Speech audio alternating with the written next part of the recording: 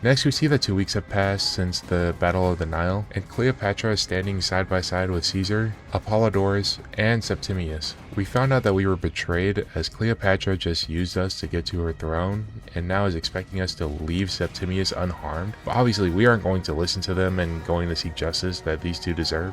Later on, Bayek and Aya decide that the best place to start is to go to the tomb of Alexander the Great, because the staff in that tomb is what Septimius is after. But when we showed up, we find out that Apollodorus is being attacked by the Order's men, and after defeating them, we see that Apollodorus was seriously injured and looks like he will not make it through his injuries. But he tells us that Septimius wasn't the main guy that killed Bayek's son, but it was Flavius, who ended up being the lion. He also tells us that they took the orb that was in the tomb and went back to the vault that was back in Bayek's home village in Siwa. And then Apollodorus shortly passes away after. After the cutscene ends, we get the reveal of who the lion is, being Flavius, and we also get the story trophy here. So as we rush back to get to the vault, we see that the Roman soldiers have decimated the people of Siwa.